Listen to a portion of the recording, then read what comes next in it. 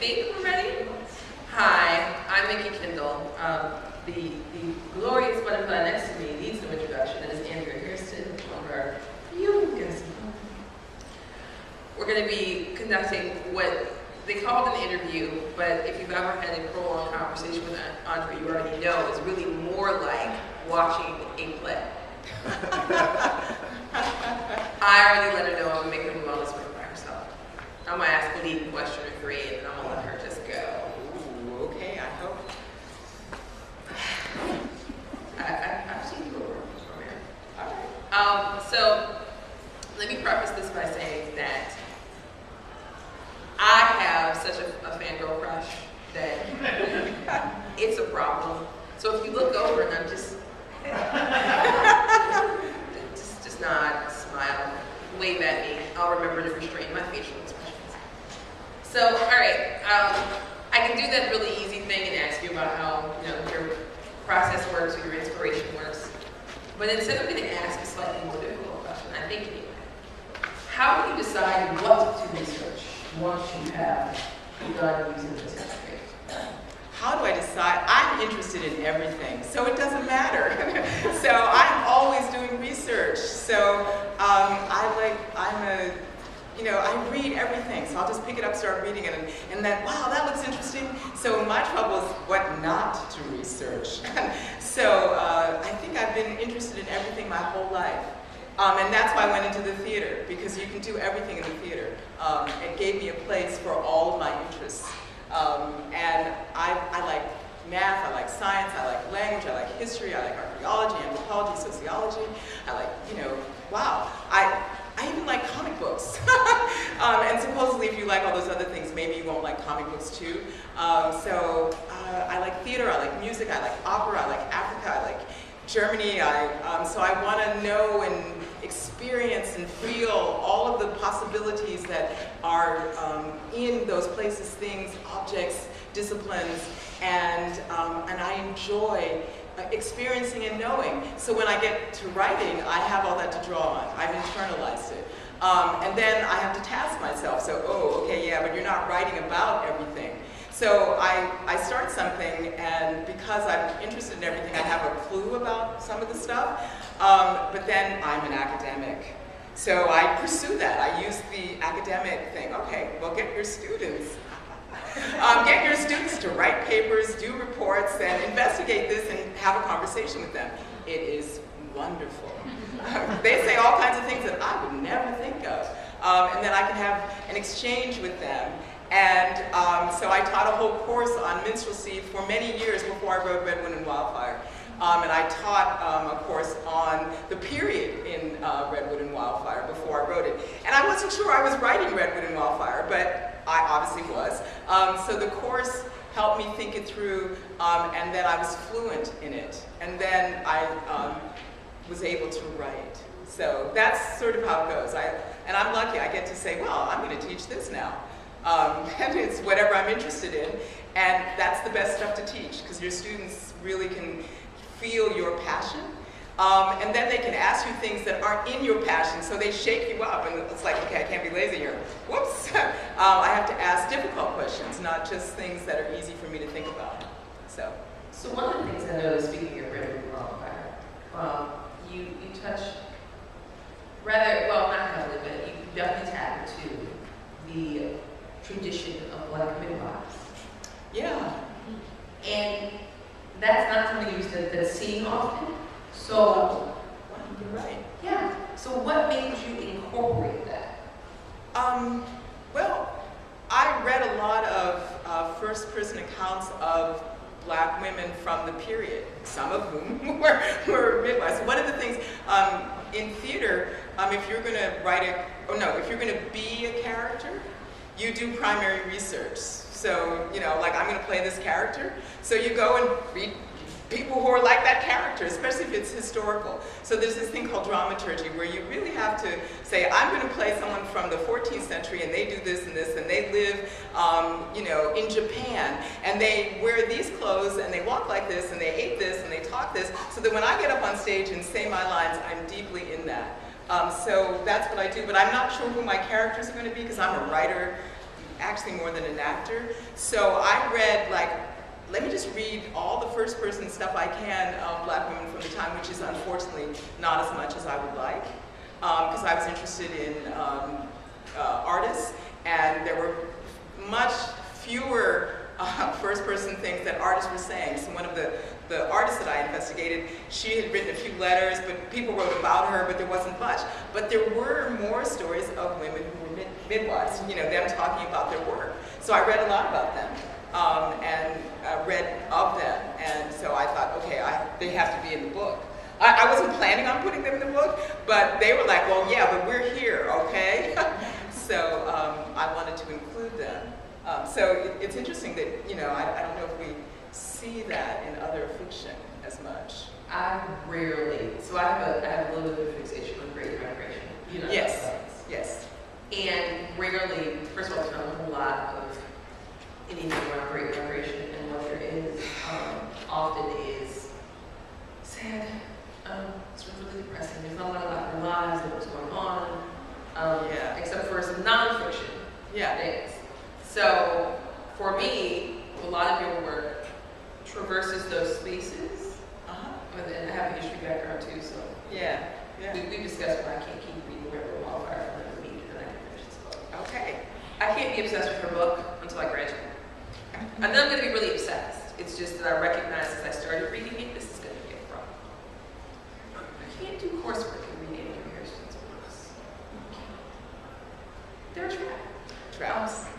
But so speaking of theater, so you've talked a lot about Japanese theater and other points. You talked about European traditions and West Africa. Let's talk about the Chitlin Circuit. Oh. Do you all know what the Chitlin Circuit is? Yay? Oh, yay. Okay. Henry Louis Gates actually wrote a piece on the Chitlin Circuit. It was in the New Yorker. That's very interesting. I'm interested in theater that people do. That's one, not just professional theater, not just theater that, popular theater that happens in communities. I'm very interested in community theater. And so the Chitlin Circuit is very related to another historical circuit, which was called Hard on Black Asses. Tough on Black Asses. And it was actually a touring circuit of theaters in the late 19th century, early 20th century. And the Chitlin Circuit is another version of that, because the plays that a particular community wants to see that reflects itself and all the aspects and characters and stories may not be at the professional theater in the downtown of your city. So I want to do like a beauty shop. That's one of the famous Chitlin Circuit hits. And this is, in the 20th century now, in the late 20th century, we're going to get a musical play that is, quote, melodramatic from the tastes of, say, New York critics, and sentimental, and filled with, quote, stereotypes. And the audience is going to be filled with people from the community who recognize themselves and their friends and their activities. And it's going to take place in beauty shops, in living rooms, in churches. It's going to be in familiar areas. And it's going to be about who we are and what we're thinking and what's on our mind and what we're excited by. And that theater is actually more done in those kinds of spaces. Community theater. This is Black community theater, and it's the Chitlin Circus. Circus, right? The circuit. And so you have real hits and real amazing, like the beauty shop one. I don't know, those of you who know it, do you know a beauty shop? Is that the one yeah, okay. So real hits that just like catch on like fire. And then critics, including other like Black critics, go, oh my God, why do they like this? Why do they like Tyler Perry, who is like the film version of the Chitlin Circuit? Well, keep in mind, he started this. I know, so exactly. That's why, he's the bridge that you might have heard of. So, like, these are stereotypes. Why are we repeating these and doing these? And so I'm fascinated by that, by the work that the community does that reflects itself, that if done outside the community, like if someone fashion as when Tyler does it. And I was just, there's a long history of that in the United States where the professional theater, the national theater, doesn't necessarily reflect the community theater. And it's certain people's communities are in that, but not everyone's. And so that's one of the things I've been fascinated by too. But I wasn't actually thinking about that when I was writing Redwood and Wildfire, because it's actually a little earlier. But I was thinking of Toby, the Tough on Black Asses one, which is the touring that black performers did when they took on the minstrel roles, right? So first, only white people in blackface were doing minstrelsy. But then in the end, after the Civil War, when they became free, black people were free to be in minstrel shows. And it was one of their major ways of making money, of not doing stupid jobs that they didn't like doing, that were backbreaking and horrible, and also training themselves as theater artists. So all of that was going on. And a whole rich circuit of people, musicians, performers, acts, learned how to do theater doing this. Same thing with the Chitlin circuit and Tyler Perry. Well, I mentioned it in part because I was curious to see what you would say about Tyler Perry. Because here's a question for you as we talk about Redwood and Wildfire. The chances of Redwood and Wildfire becoming a movie, and who would produce it? I don't think Tyler Perry would. I don't know. He's been trying to branch out. He did Yes. for Colored Girls. Yes, but I confess I did not like his film For Colored Girls. No one did it to him. What? No one did it to him. Yes. So I am loath to then offer him that opportunity with my work. I would. And thank you for that. Yeah. But it does raise the question, were it to be turned into A film. yes. There's a film script. It started as a film script. And it actually was like a quarter finalist in some, film writing contest, and a finalist. Yeah, lots of people think it's a good screenplay, but they don't think there's any chance of it being produced and being, like people going to it. So I'm not sure. Many Hollywood or independent filmmakers have a difficult time raising funds for their films, so it's very hard to get a film made. So I know this. And then a story like Redwood and Wildfire is even harder. Since it's already hard, this is really harder. So since the kinds of characters and dilemmas that I'm dealing with aren't what people think will make a sort of huge amount of money, we're not going to risk a huge amount of money making a film. And it takes, like making a play, even a play on Broadway is nothing compared to making a little bitty film. So that's part of the difficulties, or even a TV show. So I'm not optimistic, so if it happens, I'll be like, yay! But I'm not holding my breath. Because when I saw Miss Lenny last year during the reading and Pam was performing alongside you, I was thinking to myself, as a musical theater, this would be amazing. Pam wants to write an opera. She's been like bugging me to help her write this opera. And I finally got final draft, so I can take the screenplay that I already have. I got my final draft upgraded so I can get back to my files, which I couldn't open because they were on final draft. And you know how final draft is, those of you who've ever used it.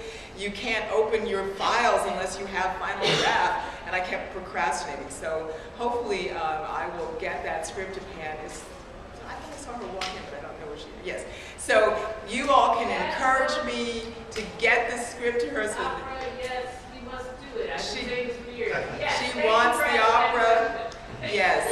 So that's in the works. That's something we're going to do. See? Okay, so moving on. Not really. We were talking earlier the other panel about your works and the process of your works. And one of the things that I noticed is the music, both the church and not the church music. Yeah. And the way in which you incorporate so much of that childhood resonance for that, because there are a lot of us. So, are you listening to music when you write? Always. I have a constant. any of you who've ever seen me in the gym, any of y'all see me in the gym, you know, I have like my headphones on and I have a manuscript and I'm working. I'm like doing the gym and rewriting. So I'm a child of music. I play West African percussion. I learned how to play the piano at 5. I played the guitar at 10. I just got a guitar and I said, oh, I'll learn how to do this. I love music and it's part of my, I don't know, toolkit, I guess I would say. So it's a way of getting into the zone. It's a way of appreciating the world. So who I'm listening to helps me, they call up my muse for me. If I'm feeling low, I put on my beats and then they just pick me up and I'm like, yes. And music is also spiritual for me, so it picks me up and calls down the spirits simultaneously. So I don't think I do anything without having my musical sensibility supporting me and the work and within the work. And also, my grandfather was a Baptist minister. And we had a rockin' church, and everybody came to the church for the show. They got meeting too, but they came for the show. And I learned that lesson, meeting and show, perfect. And the singing and the meaning, and my grandfather, who was the consummate performer, really shaped my sensibility. And he was also a political activist and an intellectual, and all of those things, and he could leap from pew to pew. I saw him, I'm 7 or 8, and he jumps off and then starts, and then he jumps up on a pew, and then he jumps on the backs of the pew, and then he runs from pew to pew to the back of the church, and then comes back and then leaps back up. And the whole, church is totally listening to what he's saying. Because, Jesus had him fly, and so, whoa, what is Jesus telling him? Go out and fight for freedom. Very interesting. So those are early deep lessons. Speaking of the physicality, one of the things that I've noticed about you over the years that we've known each other is that I've done other panels where we're just seeing you perform. Because everything is a performance. Yes. And I don't mean that negatively, I really mean that you are. Yeah, sure.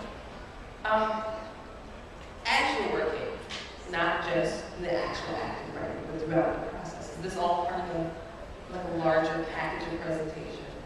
When you're, on campus teaching, when you are cajoling your students into... Oh, teaching is a performance, period. Writing is interesting. Writing is a meditation.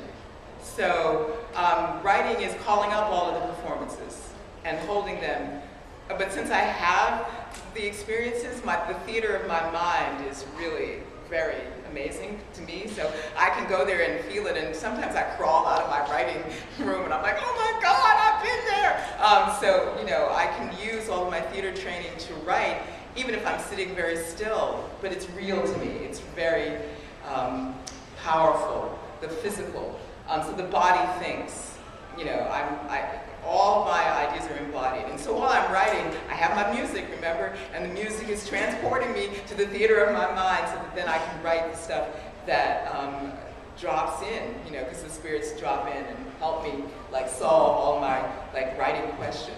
So, and it is it's a meditative experience based on all the physical practices that I do. So, there's a little wiggling you do. Yeah. It's hard for me to talk and sit. I'm used to. You stand up, you move around, we make it work. No, I'm going to try to contain myself here. This is good.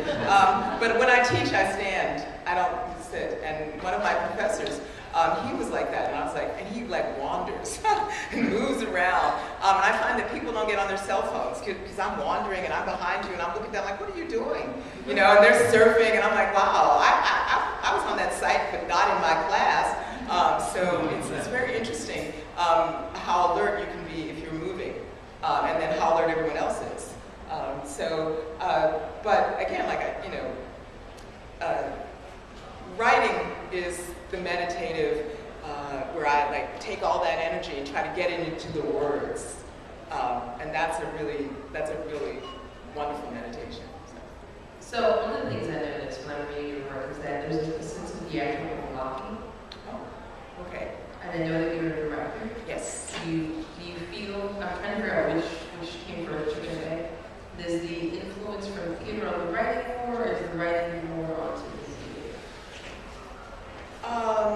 I started off in theater as a techie because I was a physics math major, and I did lights and special effects and sound, and I built props, I built sets.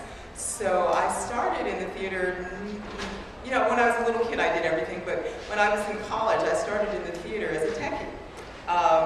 And so I think I started from watching how people put a play together. And then I said, well, you know, I can write something better than, you know, this is bad. I can write something better. You know that wonderful arrogance you have, you know, when you're watching some work that someone probably spent a lot of time on and worked on and still couldn't solve, but you were watching them from the other side going, well, you know, really? This is all they can do? I can do this better. And then I sat down and tried to do it and realized, oh my God, this is really hard. So I think I got inspired to write. Well, also, I was taking a class and my professor was racist and sexist, so I dropped that class and took playwriting because it fit on my schedule. And the professor let me enter the class late, so I dropped the racist, sexist, stupid class where they were telling me I couldn't act like I wanted to act and be a woman and a scientist and a black person. All those things didn't work. And I went, I don't need to be in this class. I already did that last year, and that was really tiring.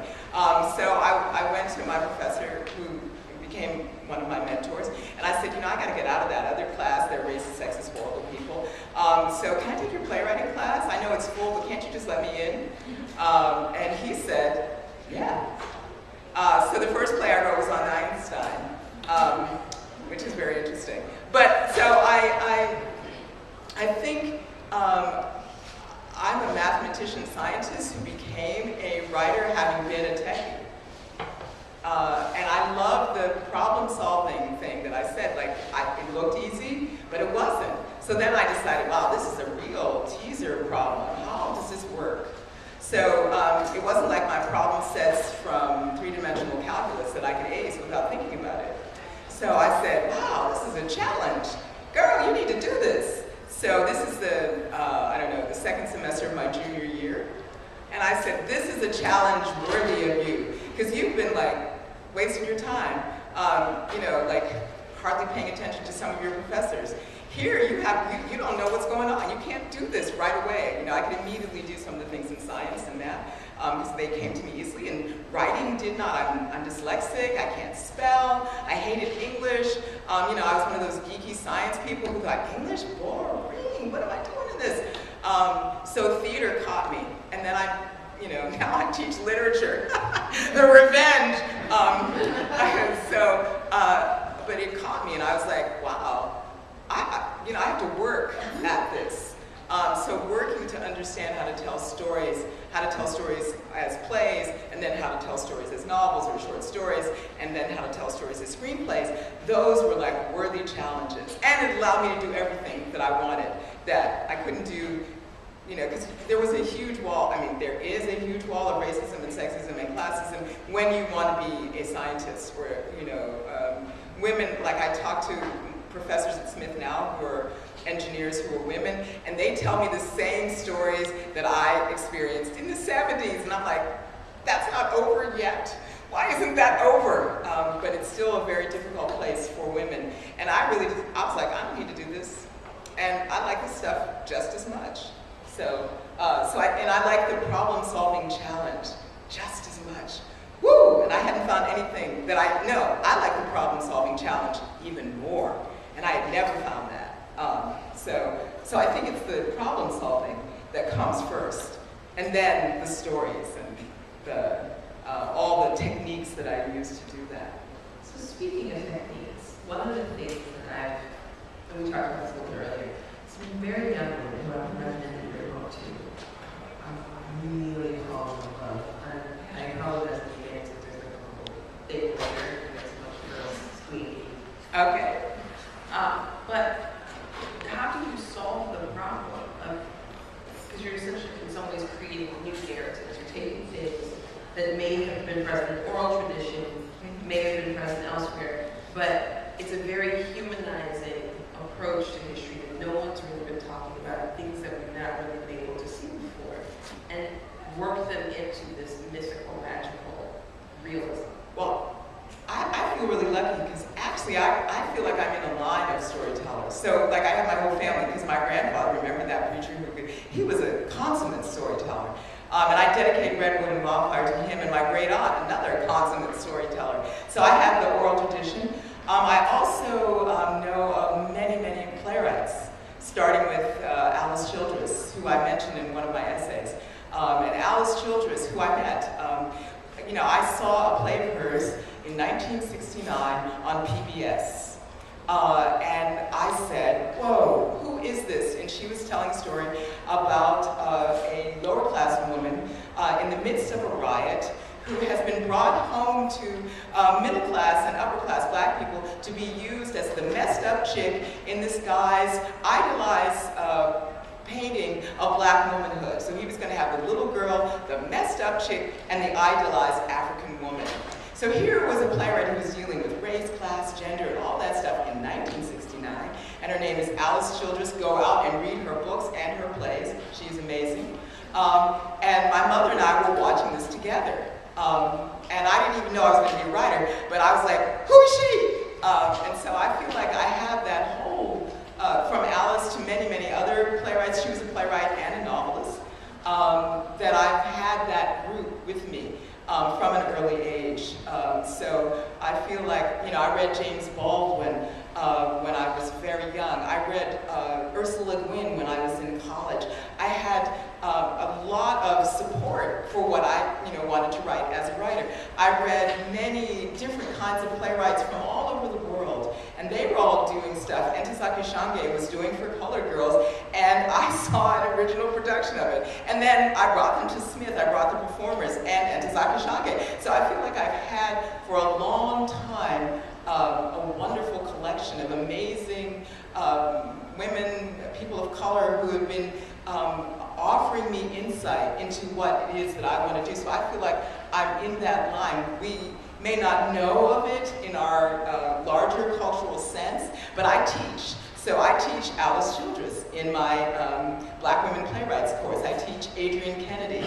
I teach Carol Churchill. I teach all of these amazing writers who may or may not be known, but once my students get a hold of them, they're like, let's do this. I teach Wole Soyinka. I teach Tesson Weme. I teach just amazing writers who have been doing this longer or as long as I have. And I wrote essays on Alice Childress, and that's how I met her. I wrote an essay on her, talking about her work, locating her work, and saying she's wonderful and everybody should read her. And Alice wrote me saying, whoa, who are you? You get my work. And then I wrote her back saying, I've been getting your work since 1969 when me and my mother watched the show. And she said, well, come and visit me. And so I went and had lunch with her on Roosevelt Island. She passed away in the 90s, but I was like able to do that. I also wrote Michael Ende. I loved his book, Momo, and I said, wow, you're a really amazing writer, and I just read a play of yours, and it's fantastic. And he wrote me back and said, your German is really good. And I said, well, can I translate your play? And he said, yes, come and meet me in Munich and you can translate it. So I did, and we did his play. So I feel like I've had these amazing mentor writers that who are elders, who have shown me what is possible, and there's a history of them. So I try to teach those in my classes. So I feel not singular, just nobody knows about the other people necessarily. They don't even know about me that much. So I feel like I'm in good company.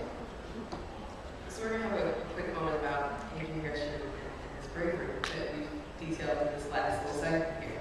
The bravery, the nerve to contact these people. You teach us all lessons. Is there a class for this? I'm trying to think, like when I was writing, I didn't realize that Michael Ende was Michael Ende. I read one of his plays and went, damn, this is not in English. So I wrote him, I said, this should be in English, because I was talking, at least Momo was in English, and The Never-Ending Story was in English, but your plays aren't in English, and he had like 3 or 4 plays. And I said, they should be in English. And I said, why? And I'm an academic, so I said, this is your work, this is how I see it, this is how it relates to breakfast. I did all the academic stuff in German. So he wrote back, he wrote back, why did you learn German? That was like the second sentence in the letter. And your German's really good. And I didn't really understand that for a while until I spent some time in Germany. So people were like, why are you learning German? And people would regularly ask me that. And I'm like, I don't know, why not? And then I got a much better cultural sense of what it might seem to them that I had learned German. But to me, I am interested in all things. Why not learn another language? I like the plays, I like the films. Margarita von Trotta is another one of those people who inspired me. So if I'm going to watch her film, maybe I should speak your language, which is also kind of brave and arrogant, because I thought, well, that'll be easy. Just like when it's the dumb. That'll be easy. Well, I can do better than that. And then once I've committed to it, it's too late. I can't turn back and say, wow, you didn't know how high this mountain was. And you can't turn back because it's all rocky and nasty back that way. So you have to keep going. So I think it's just that it didn't occur to me not to write to him because I had this thought and I could write it in German. And he spoke English, which I didn't find out until like a year and a half. I mean, of course, I sort of knew he spoke English, but finally he talked to me in English, and we'd never done English. And his English was flawless and perfect. And I was like, oh my God, oh Lord, And he said, no, it's fine. But I think it's the I don't know not to be brave. I think for me, brave is when you know it's difficult, and then you have the courage. I just think, well, I'll do it. I want y'all to really percolate from a little bit of marinade in your spirit that she really just, I guess I'll do it. Think about all the amazing things she's done. Then think about the phrase, I guess I'll do it. Something in this really.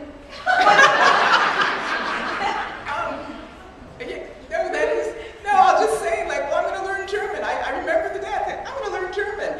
And a few people said, well, that's a hard language. I said, well, I already learned Russian, so come on. Right? So, really, and truly, it was not harder than Russian. What can I say? I think it's, and I'm one of the plotters, so I think if you do it every day, you'll get it. If you practice. That piano teacher, my favorite teacher in my whole life, I think is my piano teacher, whose name I unfortunately can't remember because I was 5. And she said to me, every day, a half an hour, you'll be good. And I went, oh, okay. So, and I, diligently, a half an hour every day. And I got, it was like, it worked. It was like magic. It's like, wow, this is a spell. You mean a half an hour every day? Oh my God, I love it. So I'm one of those very disciplined people. Again, if you see me in the gym, I'm in that gym every day, and I'm working, and I'm doing what I spoke to Pan about recently, small work. I'm not trying to learn the mountain of German, really. I'm just like, okay, how do you conjugate that verb? All right, and every day. And I don't give up. I am dogged. I've never seen her miss a workout, and I've known her for 30 years. Yeah. Ever. I think my real talent is how dogged I am. Ever. 7 days a week, every day, 30 years. That's all I have to say. I think discipline is one of, and theater and discipline really go well together. So if you're disciplined and then you meet theater, and theater people are the most disciplined people I know. So then I was like, wow, I am home. So the idea of rehearsal, you start off, you don't know anything, and by the end you're doing a brilliant play, and you do it every day or 5 days a week. And you start off, you can't do it, you're bad, it sucks, it's really stupid. You stumble, you fall, you can't remember anything, and then opening night. And even between dress rehearsal and opening night, there is the magic. And also, between dress rehearsal and opening night, all the weeks of work manifest. And I love that. So I think that's another thing that theater gives you. It's disciplined work. You can hang what I call hanging blacks. And when I was in graduate school, we had this stupid theater that had windows all the way around it. When I say hanging blacks, people have other images. But I'm thinking of the curtains, which are called blacks. And they're heavy. heavy, and they have chains at the bottom, and they're 25 feet of black velvet with a chain at the bottom. And I had to walk up, like, I don't know, it's 25 feet, right? So, and I had to hang it from the grid. And you carry it up a ladder, and I had to, back then you tied a knot. And I knew the knot. So what you do is you walk up the ladder, you tie a knot, you go back down the ladder and bring a little bit more of the black up, and then tie another knot and go back down. Because you can't really lift the entire curtain up. And you do this, and the room was like 50, you know, so it was like 25 feet one direction and 50 feet. So, and there were windows, and you can't have a black box theater with windows. So, but this was at a stupid university that wanted to use the theater for other things. So they took the curtains down, did this other stuff, and then we had to be hanging blacks before the show. And so we would all show up and have a party and hang blacks. And nobody complained, and it was all the cast, and we just did it. And then I remember that as when I'm sitting down and doing any tedious work, nothing is as tedious as hanging blacks. So editing or sticking to something, there's nothing like going up that ladder, tying the knot, coming back down. You know, and it takes you a long time if you're going 25, 50, 25, 50, because you have to make it, you know, we didn't have to do this part, it was just the three sides. But it was, and two of them were the 50 and the other was 25, you know, it was very bad. So I think the thing I got from theater is that if I'm motivated, and if it's opening night, you can get me to do any repetitive, stupid crap, right? Because it's not stupid. It's part of what will make the show work. And it's something the audience may never notice. Like, audiences come in and they don't notice all the beautiful knots I tied. And they don't realize that I went up and down that ladder for hours. But the show wouldn't be the show without this almost invisible work that I have to stick to. So it really gives you, I don't know, like once I've done that editing and everything else seems easy, because I believe in it, so. Interesting. Sliding some pieces into place. So I was supposed to ask you a question as referred to in our last panel, of course. Yeah, what was that question? Emily, I know Carol you. Churchill. Oh, Carol Churchill, that's right. Yeah, Carol Churchill. When I went to graduate school in playwriting at Brown, it was a wonderful program, and then I came back and I began teaching theater at Smith College. And I was looking for a play to direct. And my mentor, who was also a professor, said, oh, well, you should read this play by Carol Churchill. So this is in the early, or the mid-70s. So, and I was like, who's Carol Churchill? And again, she wasn't Carol Churchill yet. And so I said, oh, we should bring her to Smith. Let's do her play. I'll write the music for it. So it was a play with music. And it was Vinegar Tom. I don't know if any of you know that play. Yay, okay, Vinegar Tom, which is a play about witches.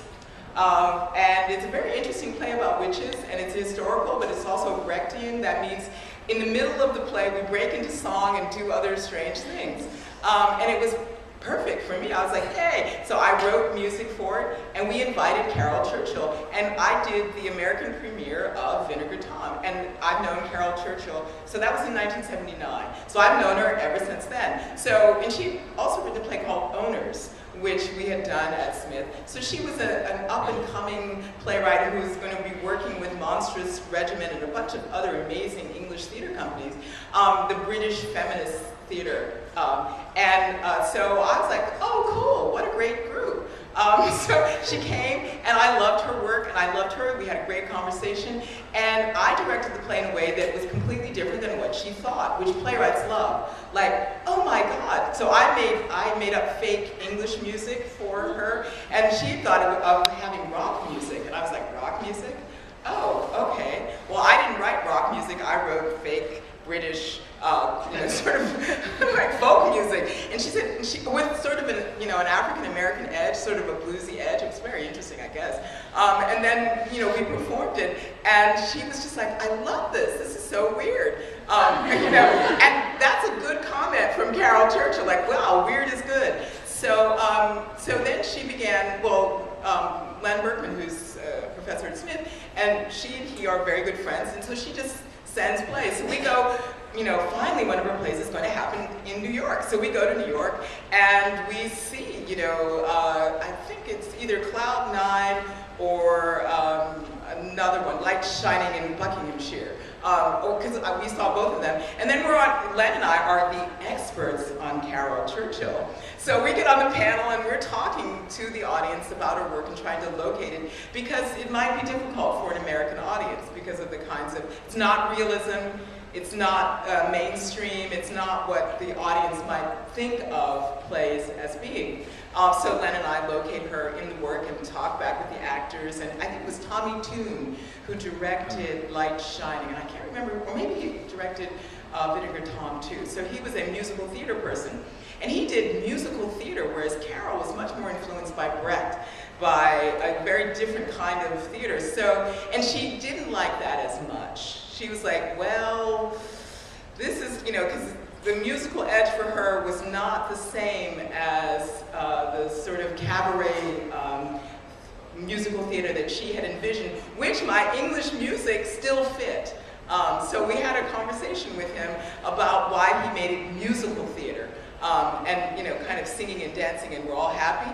And that's not what she was doing. And ever since I've been reading her work, and she writes genre, and so do I. But I don't think either one of us thought of that at the time. And you might know her play A Number, which is about clones, or Far Away, which is about a post-apocalyptic parade of strange people where the entire environment is revolting and fighting and killing each other. It's a very interesting play, but she has many science fiction or anti-realist plays. So that's how I'm connected to her, and I love her works. I've been reading her since I got her, and other, Steve Gooch is another early British feminist playwright who was writing at that time. So there was a whole really amazing group of them that I felt like kinship with. Okay. So I've actually asked Andrea all the questions I wanted to ask. I know that was really bogus of me not to even survey people to find out questions about the industry I want to know the audience. This is really my moment. We got 5 minutes. But we got 5 minutes. So if you have a question for Andrea that you did not hear me ask and get answered, now would be the time. And I'm a fast talker. Because I'm going to do the next 5 minutes of more stuff I want to know. Okay. Oh, wait, all right, Daniel. Project. All right, I don't know if I can do it. So something that I love about your writing is that, I'll be quick. But Bell Hooks talks about the difference between spectacle and ritual. And she writes really powerfully about it. And I find that a lot of writing that I read that writes about ritual does it in a very spectacle kind of way. Now, you're a theater person, and you are very performative, and your writing is so much of the backstory behind the scenes of the performance and its performative. But when I read it, the spirituality aspect of it doesn't feel at all like spectacle. It feels very personal and private and deep on that level. So how, as a writer, do you approach that to make it work? Yeah, well, I'm not writing for the sensational edge. So to me, if you separate the spiritual from I can't separate. Let me shift that. I can't separate the spiritual, the meaning from the quote act. So if you just have something that's shocking or bizarre or exotic or wild without the context in which it takes place and the relations it has to everything in the universe, then you are violating, in my mind, what the purpose of expressing yourself in this incredible way is. So I said my grandfather was a Baptist minister. Now I'm not a Baptist, but I really and he was also very ecumenical. So he felt there were many ways to God, and he didn't know them all, but he respected them. It's like the T-shirt that says, "My God loves your God." Right? Okay. So I think I took that particularly to heart. And for me, writing is a sacred act. So I feel that I have an obligation to my spirit and to the spirits of all the people who came before me, as well as the people who are reading and the people who are going to come after me, to be very, very mindful of what I express and its consequences, its impact, and its value. So I don't just throw shit out there. If I throw something out and I don't know what it is, it does not come out. I wait. I wait until I get the fullness of it and work with it and then understand it, and then I put it out. Because I feel that part of the sacred is being responsible to your work in the world. So you have to be responsible. That's a sacred task. Responsibility, morality, ethics, all of those things are about what it means to be alive in this universe. And I feel that I'm in a long line of life, and that's what I'm working on, is to continue that line of life. You know, to pour libation to those who came before, but also to make a place for those who are coming after, and to celebrate all of us together. And that's what I'm doing with every word. You know, that's a good place to end, isn't it?